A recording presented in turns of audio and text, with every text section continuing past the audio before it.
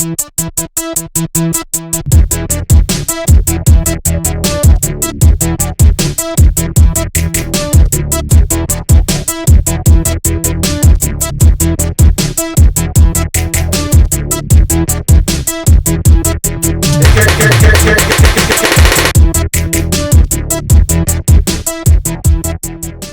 copy of Maniac Cop 2 on Laserdisc.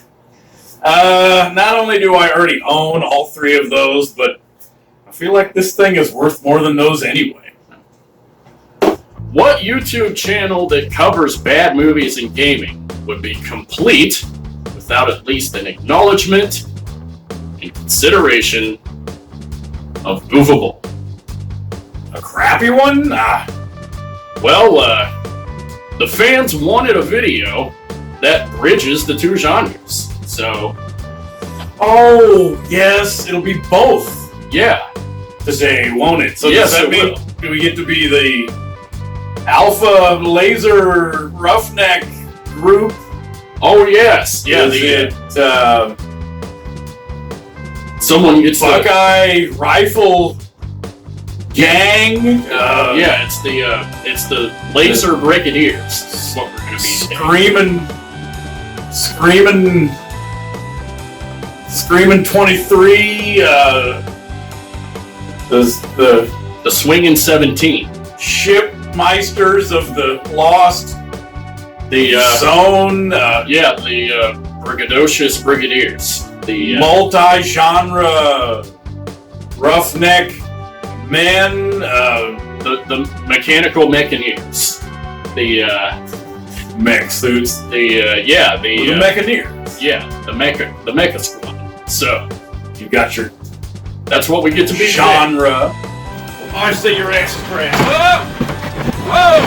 There he is. Uwe Boll. Short little history on Uwe Boll. Yes, who is Uwe Boll? German film director. Mm-hmm. Does that count? Yeah, that counts. He started directing in the late 90s, but really didn't get well known up until Americans kind of caught up with him about the mid-2000s. He's one of the most notoriously bad directors. Yes, and yeah, that's right. Recent times. And his specialty is video game adaptation. Yeah, known for almost exclusively making video game movies. Yes. Correct? Yeah. So, and known for making bad stuff and being kind of tasteless. A little tasteless, yeah. Type thing. So, if you want, you can give your, we made this list. We made our top 5 outstandingly bad Uwe Boll movies. And that's the thing. An Uwe Boll movie, you don't have to put a lot of effort into making these.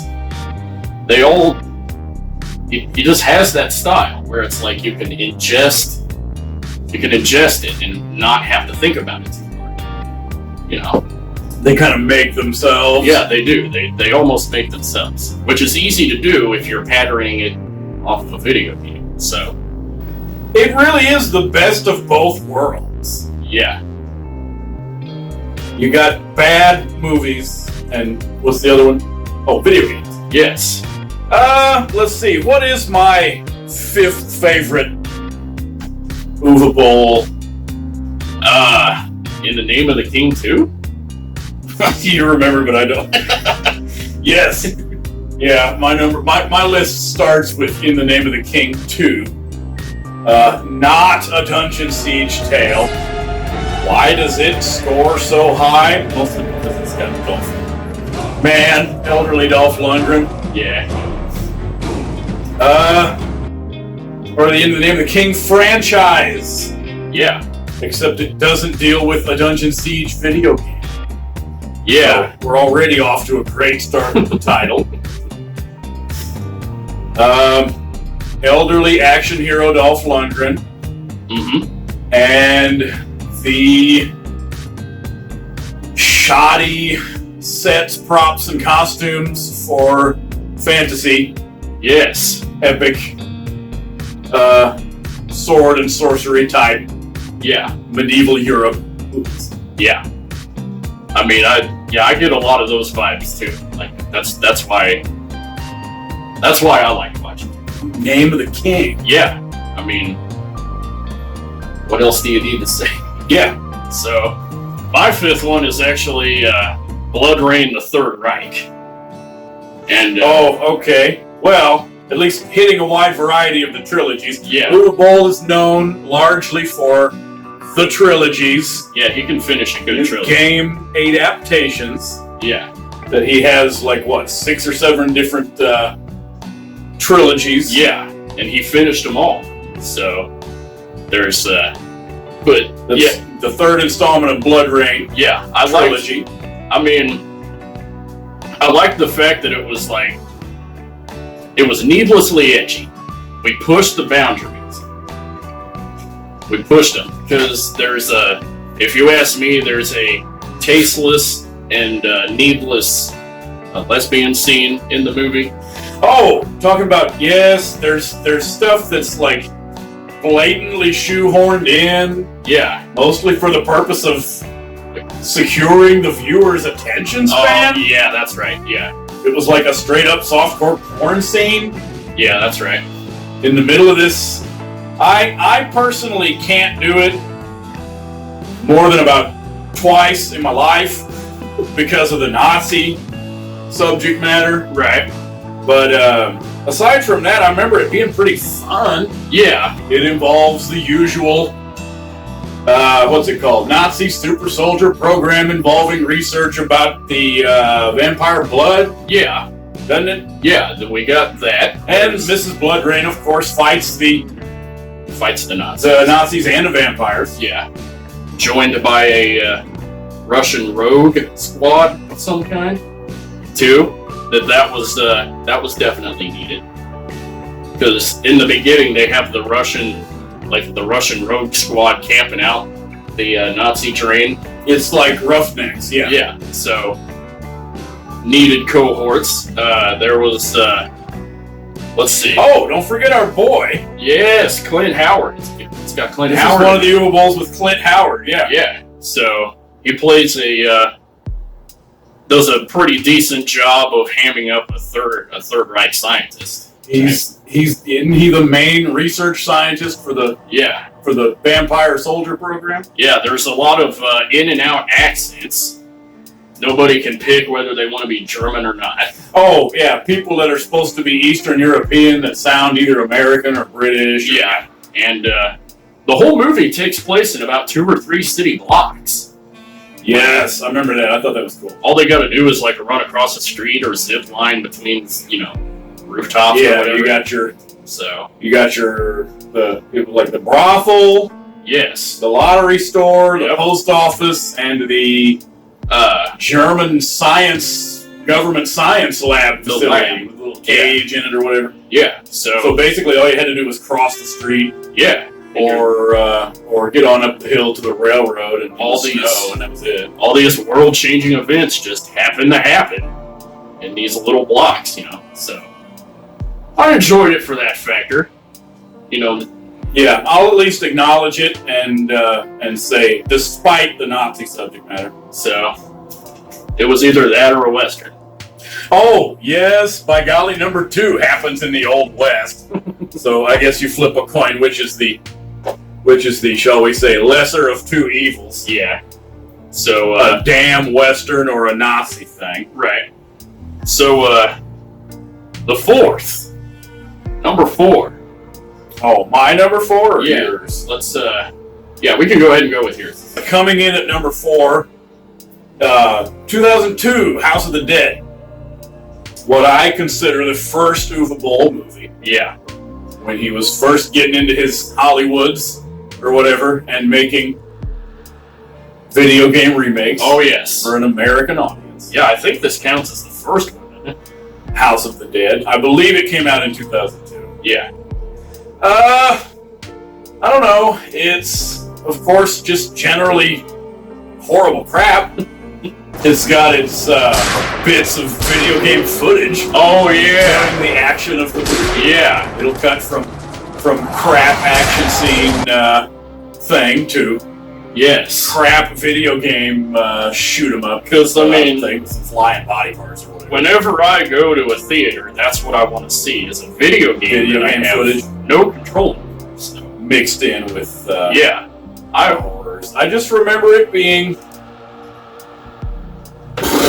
the brilliantly original concept of unsuspecting college kids going on a vacation yeah, to do drugs and have sex, except they end up being involved in some kind of body horror misadventure yeah, and go through corresponding dramatics, right. procedures, and heroics and action.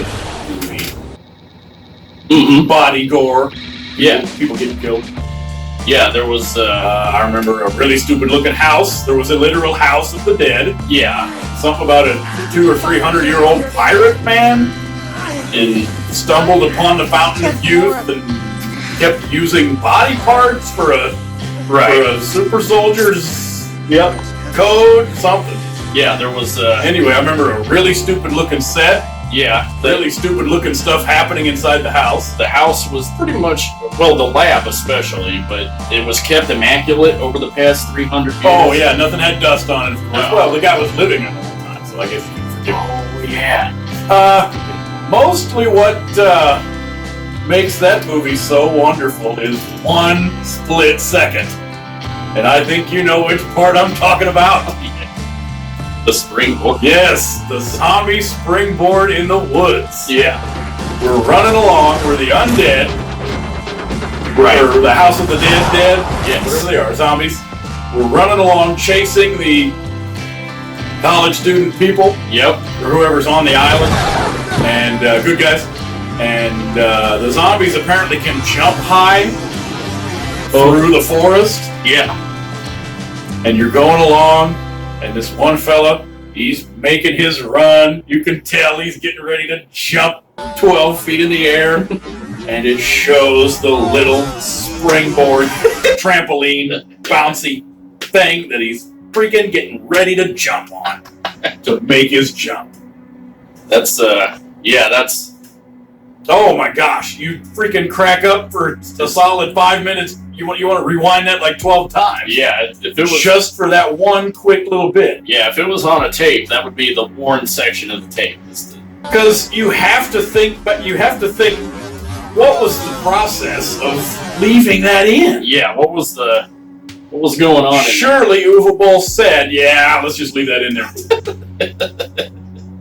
I don't want to go through the redoing the job. Yeah.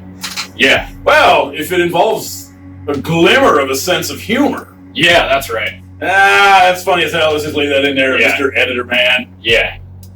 Yeah, that's a very What I like about it House of the Dead. Again, it's a game that I don't care about and have never played. yeah, same So here. I can't speak onto the video game aspect.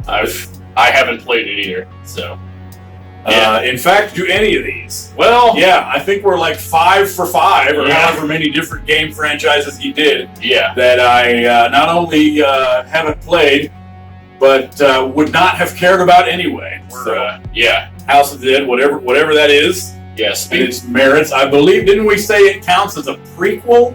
The movie counts as a prequel to the Yes, House of it the Dead did. plot. But Yeah. that's all we know. I definitely don't know or care about the game. Yeah, it did. In what is your Yeah, speaking of installment games we never played, or fourth favorite? Yeah, Far Cry, the movie. there's a Far Cry. Now that's at least a familiar game franchise Yeah. name. I know the name for Far Cry. Yeah, that's the game franchise itself really took off after number 3. I put it on Which there. is awesome that it's an Uwe Boll. Let's see, when is it from? 2008 or something? Yeah, That's pretty great. I put it on there because I thought I had the plot lines of the games mixed up. I thought Far Cry 2 was Far Cry 1, but as it turns out, the plot of the movie follows the plot of the video game, which involves either it was genetically modified super soldiers and the good guy fighting. Well, it's the kind where you like completely control their minds, though. Yeah. Like when they're not in battle mode, fighting and killing people, they're just like sitting there, staring in front of you. You turn them on, and otherwise they just sit there. Yeah, but I mean, it wasn't the movie that carried itself. It was actually a pretty serviceable action movie. For maybe I have low standards, but it was on digital format, like playing through a TV screen. It was. What actually happened in the film? You start pretty slow. Yeah, you start really slow. I remember that we said the first act of the movie is slow in terms of action. Yeah, and then what else ends up happening? You got your mini theme. It's pretty nice to start with House of the Dead, because that way you can have a second movie that's also about something bad happening with running through some Canadian woods. A place on an island. And wanting to get off of an island. Yeah. So, and bad stuff happening with people who are pale. Yeah, that is true. And who it doesn't matter what happens when you shoot them. Oh, wait, no, you can kill the undead with guns in House of the Dead. Yeah. Anyway, as you move along, it's through the film. Yeah, you get introduced to various characters. And let's see, yes, we got my boy Till Schweiger. Whatever other stuff he's been in is the main protagonist. There's let's see, Lady. There is love interest / hot woman Lady. Yeah. And yes, who is the other notable star? Let's see this. The only notable star of this Udo of Far Cry. Yes. Udo Kier. Yeah. Film with Udo. Yeah, it's got Udo in it. It's the scientist man. Yeah. So you doing his Udo Kier stuff, kind of not believing kind of not being able to believe it's not butter. Yeah. Man. Yeah, it's all about just being Udo Kier. Yeah. It's my third favorite Udo Kier movie, behind Dracula 3000 and Johnny. Yeah, I keep forgetting he wasn't Johnny. But it was you're making you beg for more. You're conjecturing. You have your one guy, then you have the advancement of the evil guy, the advancement of the good, and so on and so forth. They go through the movie and you and flesh out their story. Yeah. But the thing that carries the movie for me... Yes, what happens as you struggle through the beginning and then try to make your way through it as an action movie or even as an Duvet Bowl. But then what kind of good thing happens? We run into the sandwich guy. I've been thinking about you all day.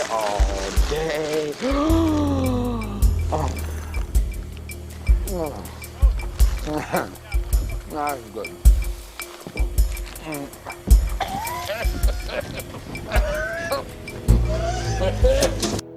Who actually refers to himself in the movie as the sandwich guy, yeah. And that's... I don't even know that he has a name in the... Yeah, do they even give him a name in the movie? It's But, it stands out as... Even among other Duvet Bowl movies, there's the amount of comic relief. Yeah, there's plenty of comedy in it. There's not a lot of comedy in here, but there is. Which isn't to say it's quality of its own merit. It's funny because it would recognize that Duvet Bowl was trying to save this stupid movie. It would be an idiot ass. It's worthless. You know, like how kind of how you chuckle through the comic relief in like a Jackie Chan, like an action comedy type thing. It's on that level.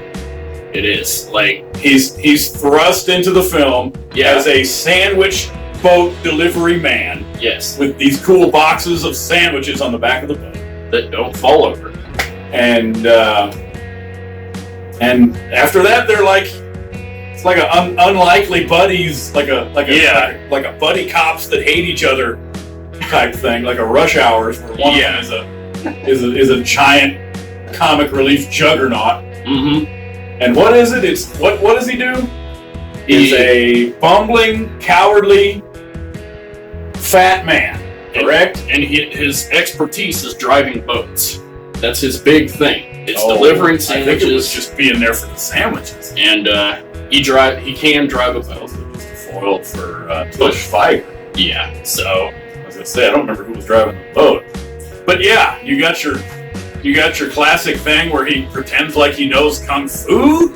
Yeah, man, where he's going to defeat the super soldiers with. It was like something from Ghostbusters Answer the Call. Yeah.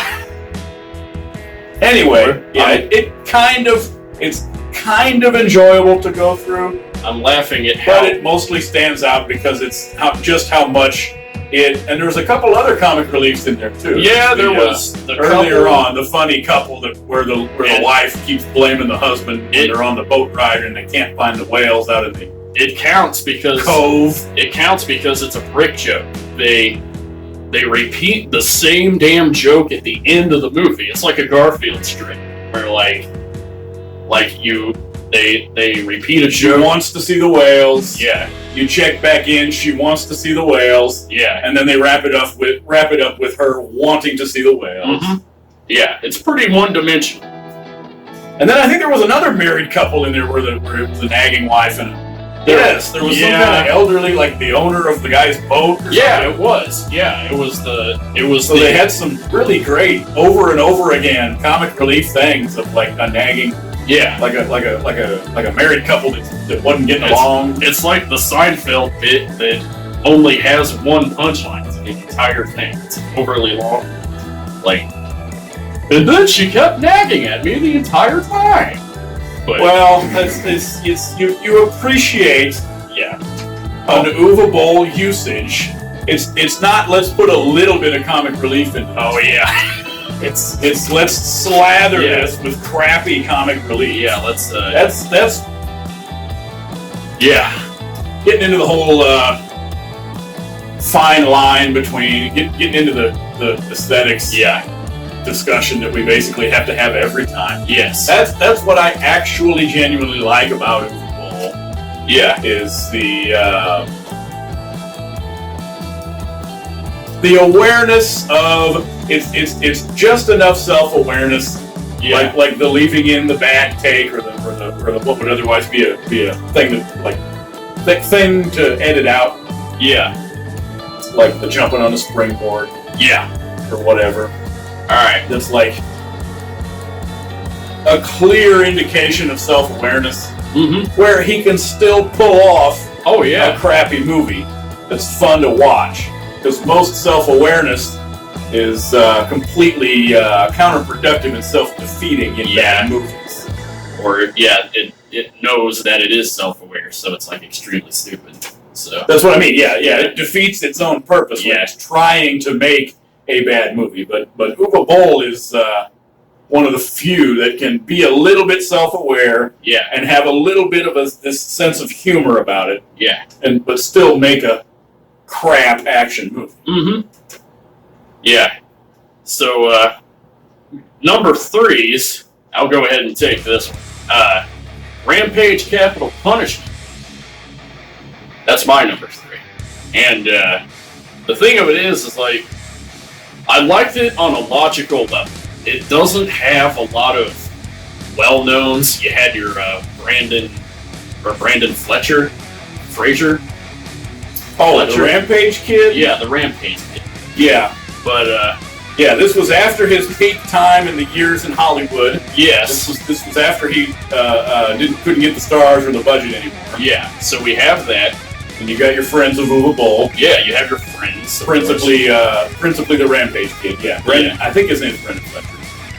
And this is the second. Remember, this is Rampage 2. Yeah, I bought it thinking it was the first one, but it's actually the second. 2003. Actually, number 1 is kind of after his peak years, 2009. Yeah. Or 2013. Yeah, the second one's 2013. But speaking of not well-known actors, Iwi is in here.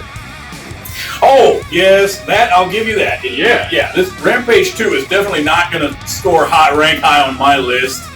But it's the one, or one of the few, I don't know any others, that involve a part played by Mr. Huey. Yeah. Uwe Boll. You get to see him act in an Uwe Boll movie. And it would kind of be like a part that he would actually like look forward to playing. A chump executive producer of the TV. Like, not a chump, but like, you know, a hard-ass TV executive producer, man. Blatantly lazy, indifferent prick. Yeah. That, to me, seems like the perfect role for him to play. But they typecast him. Was the casting director like, boy, who can we even get to? Yeah. But, like, I liked it on a logical level. Like, because the plot is this kid is disgruntled with society after the events of the first Rampage 1. So, to get his ideological message out to the world, he hijacks a television station. Yeah, Don't act like you're on the same level as these people. All of a sudden, you fucking asshole. In 2013! Yes, let's point out the fact that you feel like it's a script from some years before. Yeah, or like something. It would have even how relevant or how where was TV at even in the year 2013, which is like pushing 10 years ago, but still hardly it's 2013. Hardly anybody cared. Like it, like people stopped caring about TV a little bit before that. To me, it kind of seemed like the people that he would be preaching towards on the television itself would be kind of upper class, older people that wouldn't want to upset society anyway, because it's doing good for them. So, like, what?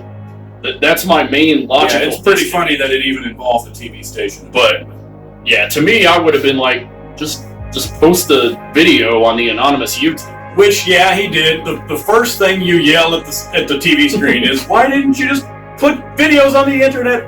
Which he already did, but apparently it has something to do with wanting to reach a broader or a more cohesive chunk of the population, whatever. But yeah, the fact that it takes place in a TV station and you can really laugh it up with the technical gaffes. Yeah. I called it.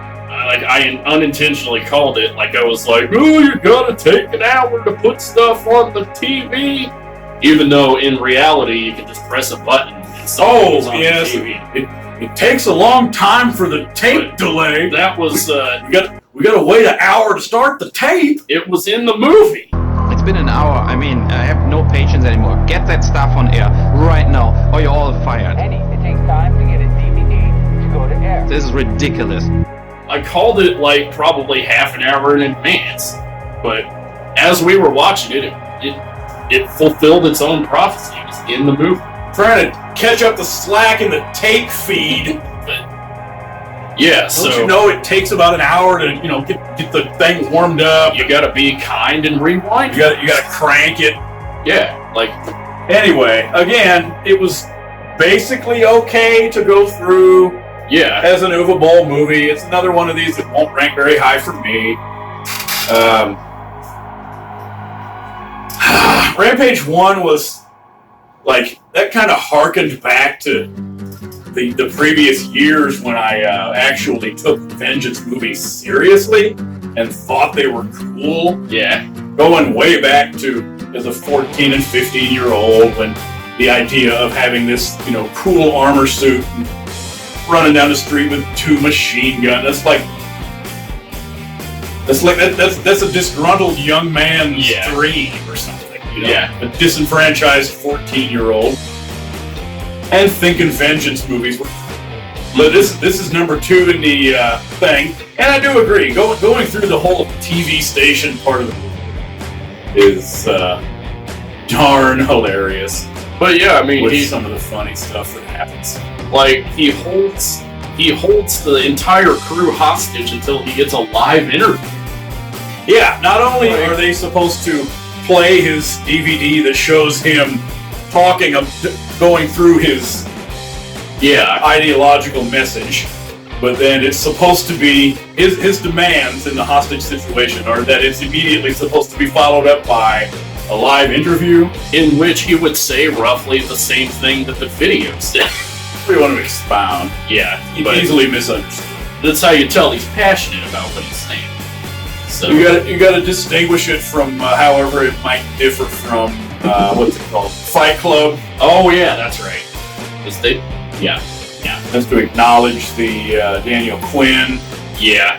All right, so your number three. My number 3 is Yeah. Blood Rains, man. Blood Rain. The OG Blood. Which, yeah, where's number 1?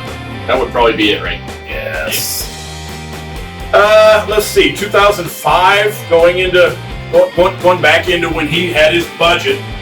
My favorite ones are the ones where he was kind of at his Hollywood peak before he whatever happened involving him either being a jackass or Right. the tastelessness, whatever helped make him lose his Hollywood clout after about 2008 or so. That this is 2005. One hell of a ride. Blood Rain. Yeah. Mostly because of the star power. Yeah. This is one of the couple ones that he did that had the huge, unforgettable ensemble cast. Who all do we maybe have in Let's see. the There first was Blood Rain movie? First of all, the Blood Rain girl in this one is the Terminator 3 TX lady, isn't it? Yeah, it's the Yeah. TX girl. Yeah. Christiana Loken. There was I think Meatloaf was in this one. Yes, you forget. It's a small part, but you forget he's even because it's halfway or so, or 2/3 of the way through the movie. So that's like an added bonus. Yeah, it is. You forget this involves none other than Meatloaf. Yeah. Let's see. Oh, Billy Zane. Zane. Billy Boy. It's weird to think of. Yeah. Man. Zane. It's a guy. It's one of the people from the greatest top movie of history, Titanic. Yes. Here he is. In an Boll Yeah. film. Let's see. Fast and Furious, which was what doesn't that count as her being kind of a pretty hot Hollywood actress at the time? We were. Michelle Rodriguez. They were still cranking them out at the time. That was when they were on like number 3 or 4 in the. 3. Well, they've still cranked them out. Just however popular it is. I'm trying to think how popular these people are. The Terminator girl, Michelle Rodriguez. You got Billy Zane, the legendary Meatloaf. Yeah. Oh, who's our great hero man who you're just privileged to see in any film? Michael Madsen. Mikey Boy. Yeah. Yes. Mike. Ooh, we get to have Michael Madsen in an Boll movie. Madsing our way. Yes. Yeah. You get to Madsen your way through. Yeah. Scene after scene. That was involving Michael Madsen. That was a great. I don't know if it would even be Huey that was in the casting call for that one. Well, again, you don't know what accent you're supposed to have. Yeah. In and out. Whether that counts as a Boll hallmark or just part of great bad acting. Right. Is you don't know what country it's supposed to be because there's people that sound British. There's people that make zero effort to be anything but American. Whether or not there's genuine British guys. Right. Pretty awesome to have Michelle Rodriguez try to talk in the British accent. That is funny. Yeah. Let's see. Oh, yes! Gandhi! Yeah. Oh, yeah. Kingsley is in this movie. How could we almost forget about Kingsley? He's the main vampire! Yeah, the Slipstream Man. Slipstream Man. Man, yes. Isn't that just a great thing to stop and think about just on its own? Yeah. Take 5 seconds when you're going through the movie, push stop, and be like, Ben Kingsley is in this Boll film. Yes. That's a great thing. It's another one of these things that's supposed to have some of the medieval Europe, the fantasy elements of medieval Europe. Yeah. So you can laugh at the crappy and shoddy sets and costumes and props.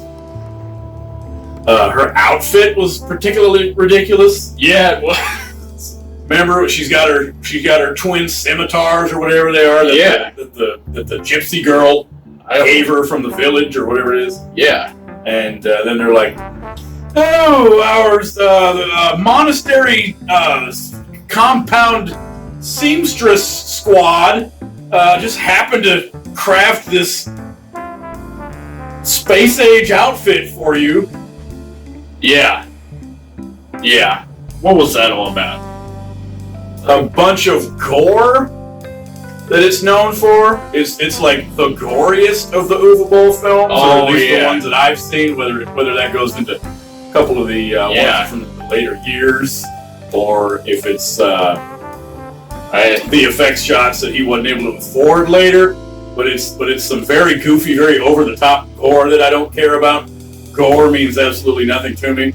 Yeah. So it's at least known as gorier or goriest Blood Rain or Duvet Bowl. Again, the video games that I do not care about at all. Yeah. Never heard of Blood Rain. Would rather have never even seen any game footage, let alone having actually played the game. I mean, I played the first Blood Rain like a long time ago. Probably when it came out. But I really don't remember it.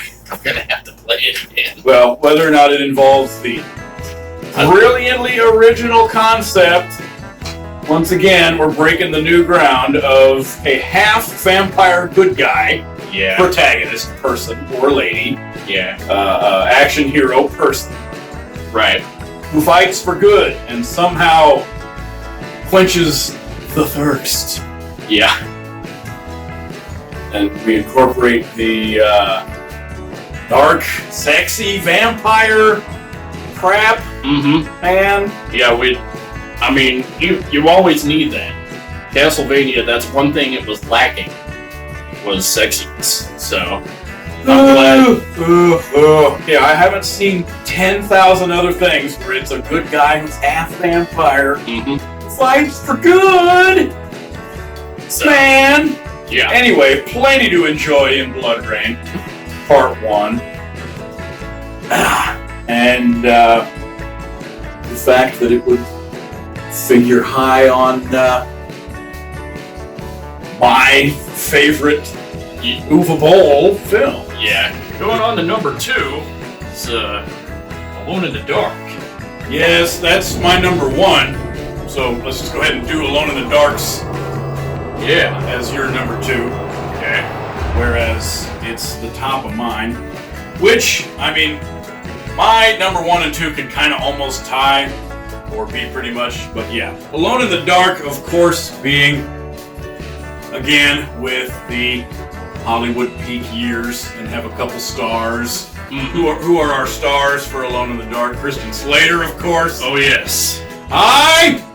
Yeah. Christian Slater! Yeah, there's, I'm here for the movie! Let's see. Tara Reid. Yeah. Absolutely incomparable. That's like a dream of an Duvet Bowl movie. Christian Slater and Tara Reid, are you kidding? Yes. Your love interest. Let's see. And then, let's see, what's our other star, man? There was, Stephen Dorff. Oh, yeah, Dorff. Yeah. Who would count. Again, it's when he kind of had his budget money. Right. But, most of the appeal of Alone in the Dark to me, the fact that it is a, terrible, what's it called? Aliens ripoff. Oh, yeah. Yeah. You got your xenomorphs, except all they did was take the word morphed, or the morph part off the word xenomorph. Yeah. Yeah. We're fighting our xenos. Yep. In the dadgum, storyline, remember? A whale of a plot. What happens? Okay, let's see. There's like some type of signal, a sleeper signal that's sent out that activates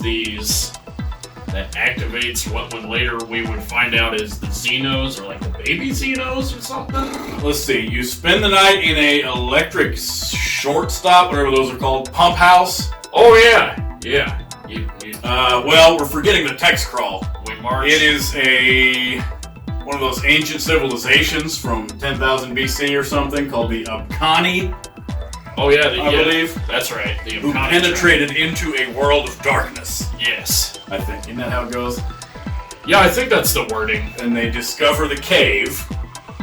Correct? Yeah, Where hidden. the aliens, Xenos. Yeah, they discover a cave and, they build this connector. Yeah. Shaft. Mine shaft. Mm-hmm. Made to look like an abandoned mine. Let's see. And then what happens? It's a special forces unit that Christian Slater was in. Yes. Something to do with an orphanage. The 707s or whatever they're called. Yeah. Yeah, the special forces 17. man. Yeah. Which he had retired from.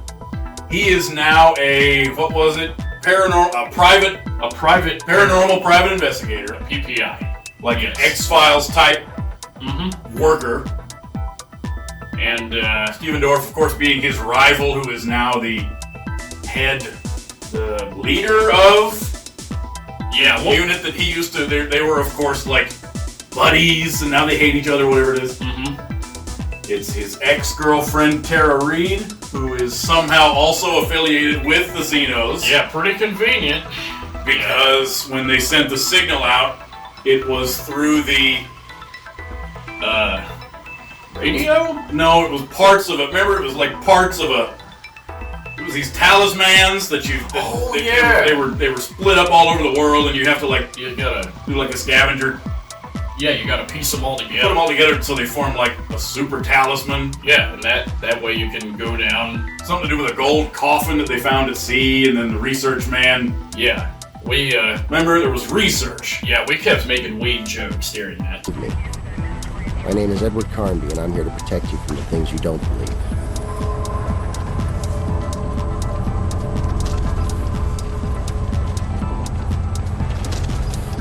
Oh yeah, you put together, one of those bongs that you have to put. Yeah, but so you go under, and then you discover a thing.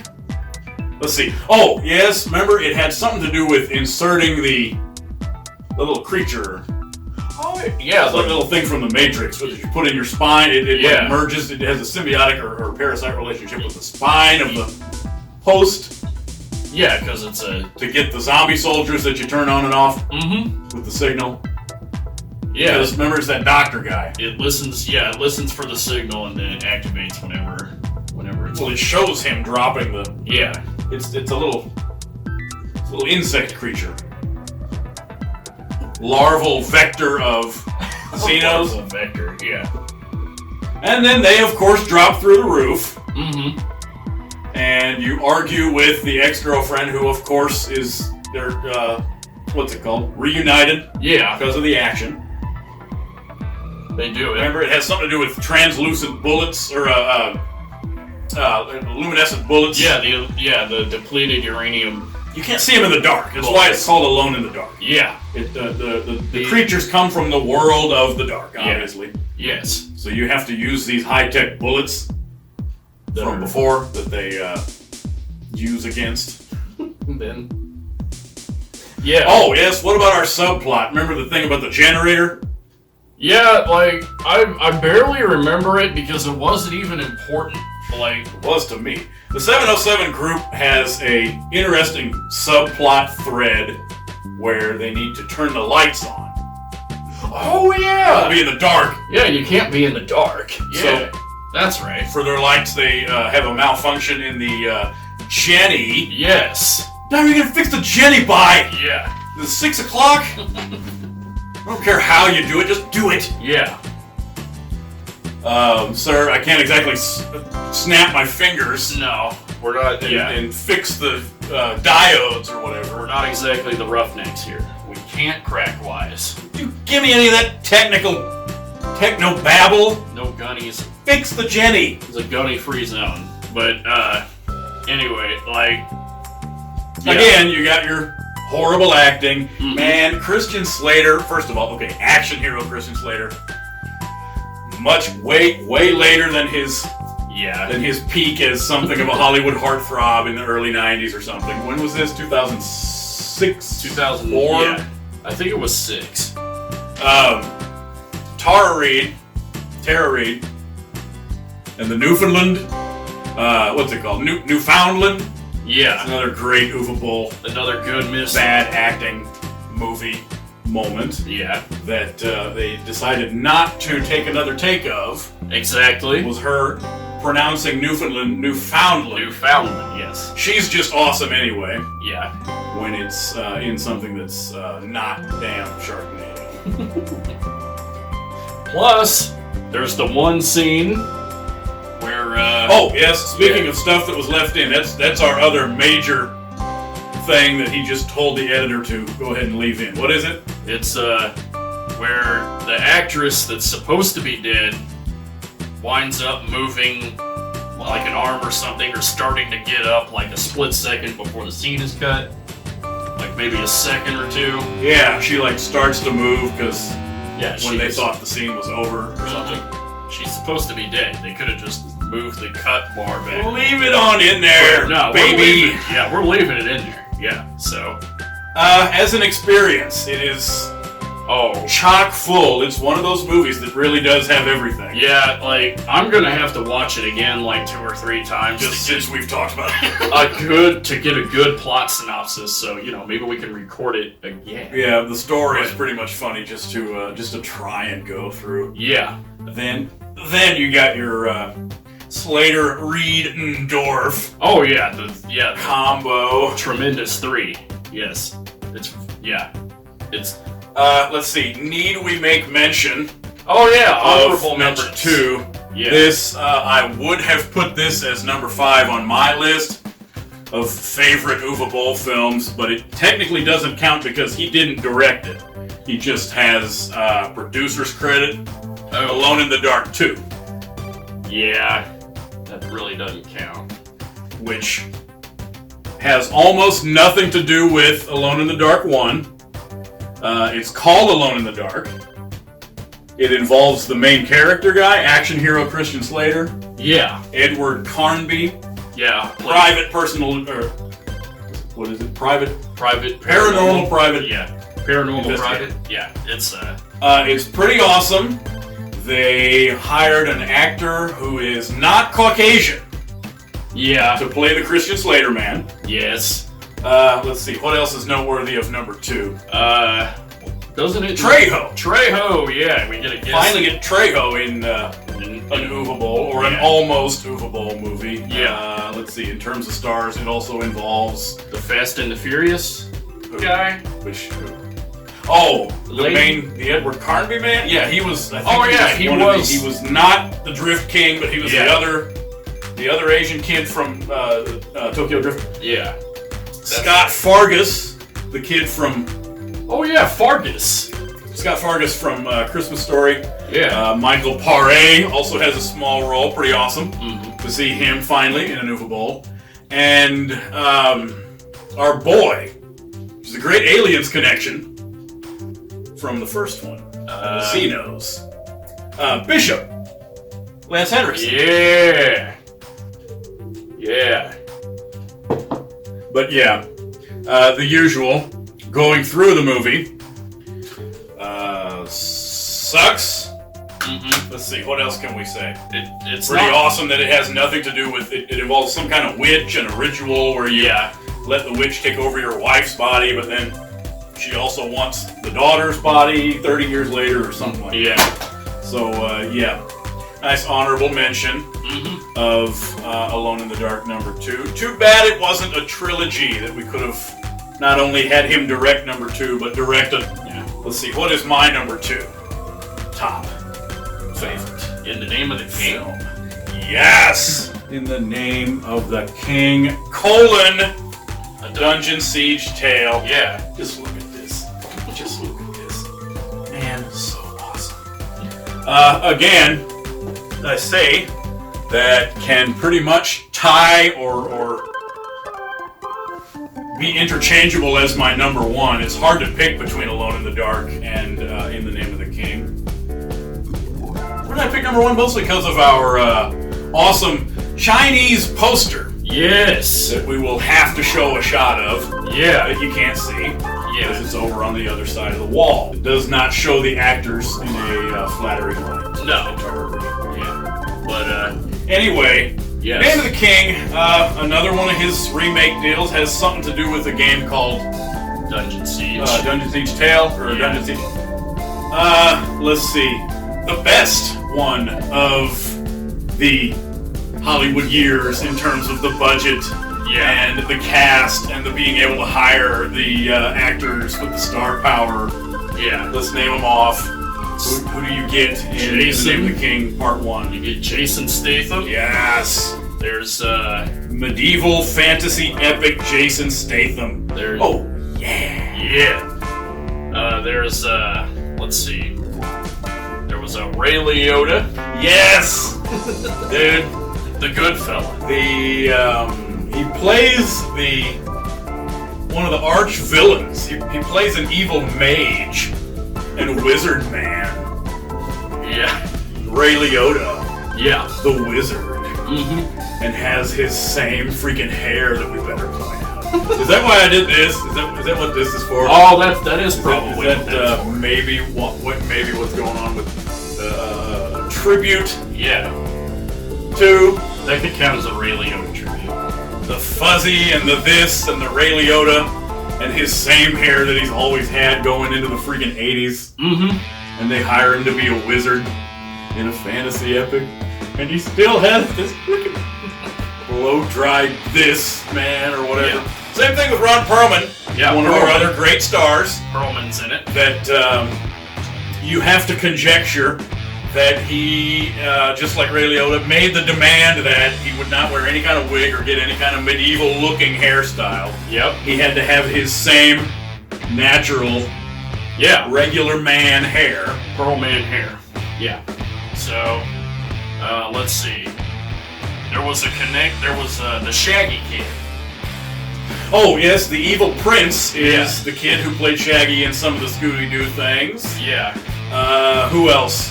TX is in it again, the elf TX. girl, Christiana Loken. Wasn't there Pretty awesome to see her again. Wasn't one of the actors from Lord of the Rings in this? Gimli. Gimli. Yeah, that's it. Yeah. Real names. And Actor, John Rhys Davies. John Reese. So then you get a direct connection to. Yeah. Which is awesome. Appeal of this movie is that it is a patent Lord of the Rings ripoff. Mm-hmm. Where it goes into the actual creation of Dungeon Siege games, Yeah. or how that's Super Bowl's fault. But yeah, And watching through, being able to compare it directly with different Lord of the Rings isms and Tolkien-isms, Right. and Peter Jackson-isms. Let's see, did we miss any other stars? Oh, we The see. Wicker Man girl. The hot yeah. girl from Wicker Man. She's been in a couple other things. Recognizable young gal. yeah. Let's see, did we do them all? Jason Statham. We saved the best for last. Mix Flannery, or Burt Reynolds. Burt Reynolds. Burt Reynolds. The king himself. Yeah. That you go by in the name of. Yes. Whose name it even is. Yeah. The Burt Reynolds. They had the good sense to put Burt Reynolds as the king. They had the great sense to put Burt Reynolds. Man, top of the world, baby. Because We have got none other yeah. than Burt Reynolds. It's the same thing with when you see Ben Kingsley. You have to stop and just be like, wait a minute, Burt Reynolds is in this movie. Yeah, I mean, I think Burt Reynolds accounts for the degradation of our pause button on the remote. You just have to keep pressing it. Reminding yourself. Burt Reynolds is in the movie. But the thing of it is they made him look like Sean Connery. Oh, yes, we have to point out the whole thing of the gray. Well, what did he actually look like in real life in 2006? Well, Or whenever this was made? I don't think Did he have it because he was all gray except his mustache and maybe eyebrows. Well, I correct? think, yeah, chances are though it was probably a darker gray than was portrayed in the movie. I'd have to go back and look, but We definitely thought, gosh, he looks a lot like Sean Connery. yeah. But maybe that's just thinking back to how Burt Reynolds, how you remember him as a star from the 80s or something, where he wasn't gray. Yeah. Anyway, you have to think about the whole thing of what happened with Sean Connery and The Lord of the Rings. Mm-hmm. Because this was 2005 or 6, remember? Yeah. Peter Jackson's Lord of the Rings was still, red hot. Yes. Yeah. We're obviously trying to do a coattails on Lord of the Rings and fantasy epic that the Hollywood people would still maybe get behind. Remember they cleaned up at the Oscars, like Yeah, they did. all 3 different times or whatever. Yes. And what was the story with Sean Connery? He turned down the role of Gandalf, correct? Yeah, he did. Yeah. Because he thought Lord of the Rings was stupid or something? Yeah. And then, of course, go on to regret it, I believe. And then what was the rest? What was the comeback role? Like, Captain... Oh, yes, what's the name of that? League of Extraordinary Gentlemen. The League, yes. He plays Alan Quatermain. To get back in this blockbuster breakthrough of a film. Yeah. LXG. Yeah. So then when it bombed, he pretty much became completely disillusioned with... Well, it was time for him to retire in Hollywood. Well, I don't know about that. But, yeah, so... And there's your... Did they try to get him? See, I don't know the time. Oh, yeah, you would want in the time when you're trying to put together In the Name of the King 1, was he already completely finished with Hollywood, pretty much? Yeah, you said, fuck y'all. You'd probably want to, you'd want to at least ask him and see. Screw you guys, you can get Burt Reynolds for all I care. And then they said, wait a minute. We could get Burt Reynolds for all we care. Yes, that's right. So, but yeah, it is a experience chock full of laughs. Yeah, of course, most of the enjoyability is going through like some of the others with the bad accents. Mm-hmm. You can't tell what country it's supposed to be. Yeah. Whether or not people are supposed to sound British or American or whatever, because there's both. There's actors that make zero effort. Yeah. To sound British if they're American or whatever. Let's see. Yeah, how is Ray Liotta, Ron Perlman, and Burt Reynolds gonna? It's magic. Not in a wizard fantasy epic kind of way. It's magic, man. You got your highest budget of the CG effects. Yeah. Shots. It counts as a good looker. I mean, it helps to go through the movie. If you can't laugh at it, you could at least say, "Oh man, that's when he had the most of his budget money." Yeah. I love the forest vine swings that the elf people swing on in our non-Rivendell elf forest, which is the other enjoyable aspect of going through the movie, is pointing out just how much of a Tolkien ripoff. Oh yeah. Because it's just, beyond formulaic. Got this, and there's your man who looks like a cross between Boromir and Eamon, or whatever that guy's name is. Gimli is in the freaking movie. Yeah. Whatever, good guy, Castle Land with the flute music and the flag blowing in this. An Isengard. Yeah. You got your orc factory when he's producing the bad guys in their little makeshift production wombs. Right. With Saruman. Yeah, I mean... the elven people. We gotta have the elven people. I think they took more from the book than the legit movie did. So... yeah, they just should have gotten the names right. Yeah, they should have. And called it good. Should have just called up Uwe and be like, dude, you want to direct Lord of the Rings? But, yeah, so... A Lord of the Rings tale. It was... Or go back and get something from the Silmarillion. Yeah. It was fun to see, in retrospect, from watching the later entries, it was fun to see that it was the only one that didn't involve time travel, where the king is like... Oh, the sequels? Yes, this is the one that's affiliated with Dungeon Siege. Yeah. Or something, so... So it of course, has no time travel whatsoever. The trilogy begins with... Yeah. In the Name of the King man being just an orphan. Yeah. Who becomes the real king, but the others involve... modern day. A cool fish out of water plot where you travel through a time or a portal. So... Or something. Which is awesome. It's long, but like I say, you can still really go through the movie. I love at the end something involving a wizard fight.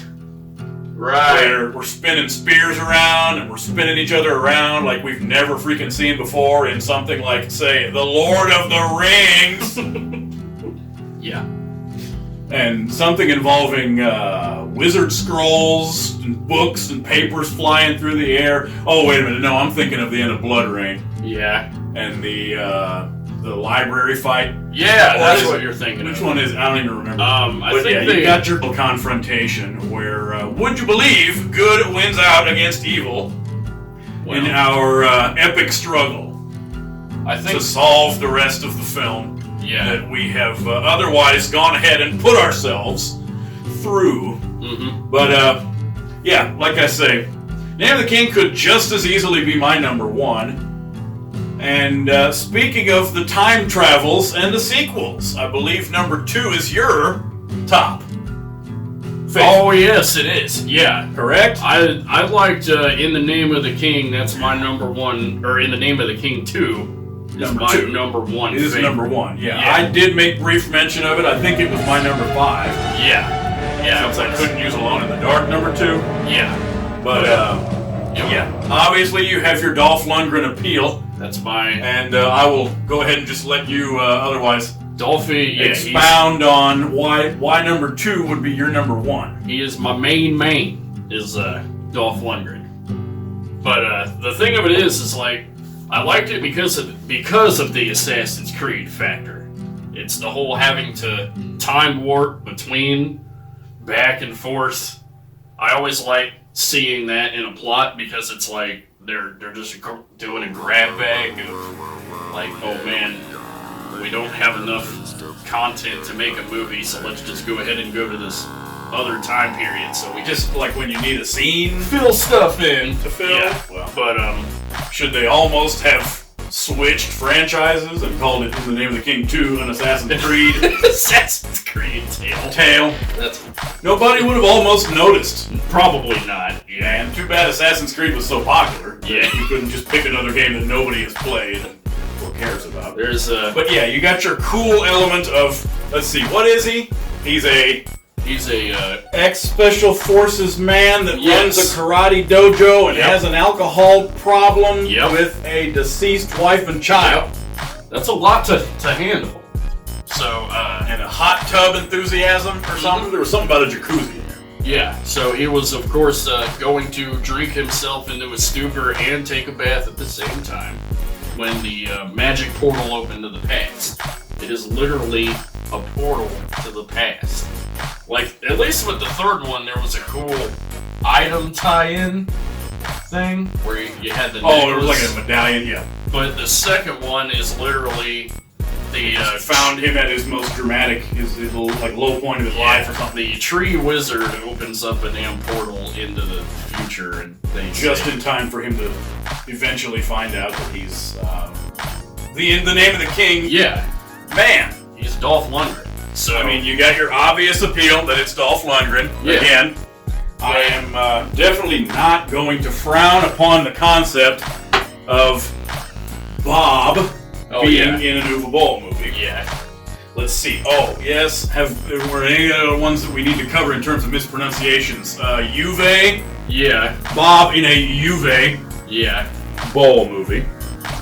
Who else do we get? Are there any other stars? Oh, yes. What's her name? The second Blood Rain girl.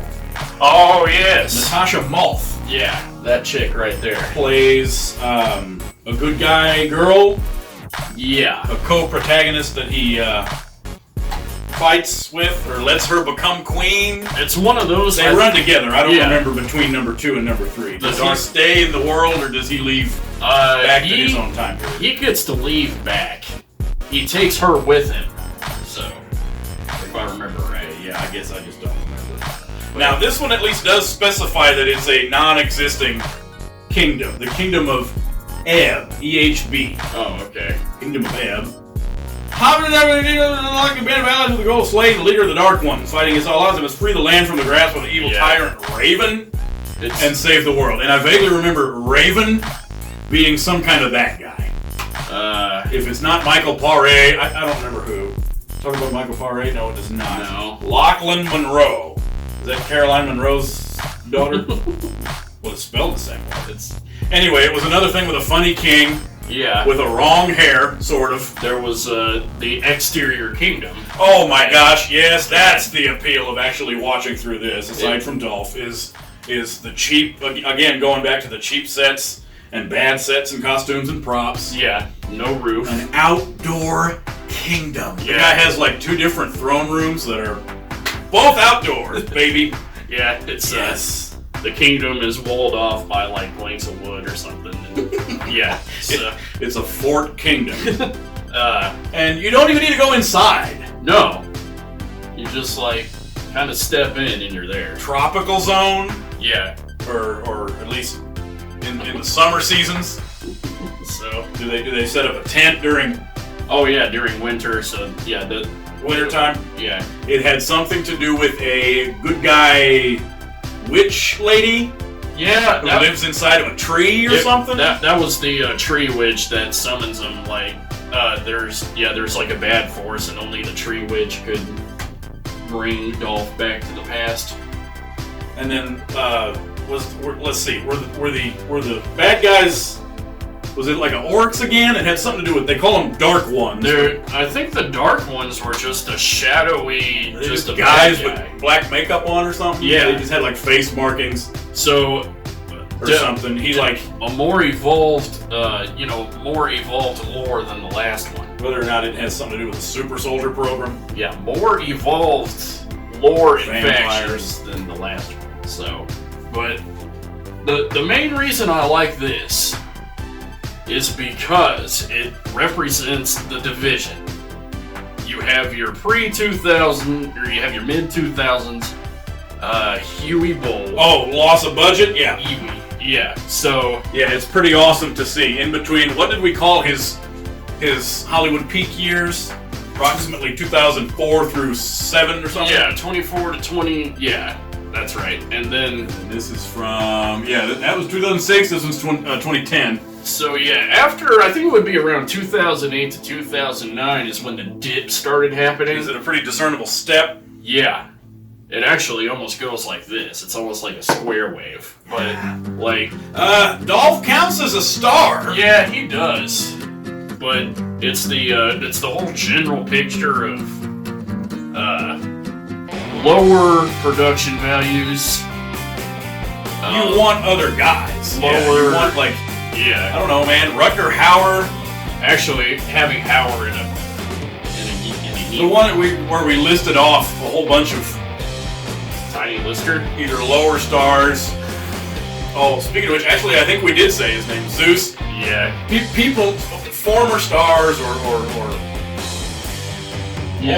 old Hollywood celebrities that you kind of wish would have been right in an Evie not get yet. There was let's see, you just did Eve. There was Yuva. There we go. I don't know if we did Yuva yet. But Boll movie. But at least you get Dolph. Yes, and then like in the general, you have the inverse. Like whenever there was less less star action and less production, the ham-handedness just went up. Like it was the inverse, where like it was, oh hey, it's cheap sets, but it's cool type thing, and just the general feeling, and it's less of a movie, but let's go ahead and bang it out anyway. Let's make it and then finish it as a package. It's that whole feeling where it's like, okay, we don't have this, we don't have that, but by God, we're gonna make the movie and we're gonna finish it, whether it should be made or not. Making do with. That's my more meager resources. Yeah, that's my A-Way Bowl type stuff. It's whenever when it transitioned from, okay, let's try to make a good release as opposed to a bad one. Yeah. Into, well, we can make this or we can not. Yeah. Let's just go ahead and complete the project. Yeah, or in the case of round out the trilogy. Number 3. Yeah, this is my lower. Dominic Purcell. You can barely I mean, it's the funnier to see. It's just a little bit crappier and cheaper than number 2. Mm-hmm. But yeah. So, yeah, that's my favorite anyway. Right there is the after he has money and he's on the slump. So it's like, you know what? Let's just finish this anyway. Darren McBee. Oh yeah, he would do good. Yeah. Thinking about the word Huey made me think of Matthias Hughes. Yeah. And that, of course, made me think Darren. Yeah. And then, of course, that makes me think Mark Singer. That would have been awesome. Elderly Mark Singer. Yeah. On which note, he could have had a David Carradine. Yeah, that would have been pretty cool. But, yeah. Uwe Boll, like I say, it goes again into the concepts and the fine line between, you know, so bad it's good and just plain bad. Yeah, we like them. I like them, not just because they are enjoyably bad and laughably bad, but that he's one of the few guys who was able to really toe the line between genuine effort and a little bit self-awareness and a little bit of sense of humor. Yeah. In the case of some of the intentional ham-handedness and the leaving in the bad takes, or the stuff that would otherwise have been reshot or edited out or whatever. Right. Yeah. Like I say, some of the controversial or tasteless things that he was later known for. Something about one of the other Nazi things that he made. Oh yeah, it was somehow, I forgot what it was, portrayed in a tasteless. What was the other kind of controversial, dumb thing that he did? Postal. Yeah. But I mean, I have no major interest in seeing it. The other stupid, what was it? A shot-for-shot remake of his own Blood Rain number 3. Yeah. Why did we have to remake that anyway? What was that thing? Chubby Girl 3000, Master of the Nazi Chicken Attack, whatever. It was stupid. Yeah. But at least still kind of in the spirit of fuck it, we're just gonna go ahead and crank out another Uwe Boll with no stars, except maybe Clint Howard. Yeah. Let's see. So, and any other final thoughts on because we know he retired, didn't he? Yeah, he won't be back? No, he won't be back. Probably won't come out of retirement to direct more stuff? He may produce something, but he won't be back. So, like, he'll fund something, but as far as directing, it's done. So, they are definite. You could make a definite list now, like what we were saying before. So, well, your final pronunciation on why he doesn't just blow. Oh, well, yeah, I think it just goes back to what I was saying within the name of the king too. Like, it's self-aware enough where it's like, okay, we're gonna do this, and yeah, it may suck. Going through and saying, thinking to yourself, oof, where it's like, there's lots of moments where you might say, where it's like, oh, you. Yeah, you. Let's see. Speaking of which, talking to Uwe Boll, can you please come out of retirement? Oh. Personal request that we want you to, or I do, just enough to direct or just produce whatever, complete another installment in Alone in the Dark. Yeah, to round out Alone in the Dark trilogy. Please, I would take pretty much anything. Yeah. In the spirit of, or in the, what we would call the natural Uwe Boll progression of just, can we please just round that out as a trilogy since we have so many other video game trilogies and Uwe Boll trilogies. It'd be your last one. I would settle for just Friends of Uwe Boll, Brendan Fletcher, and Dominic Purcell, and whoever the others are. Yeah. Natasha Malth. Yeah. Throw a Clint Howard in there. and it would be just fine. We would even take the Sandwich Man. Yeah. And maybe even do another comic relief thing with Sandwich Man. Anything. Yeah. Anything.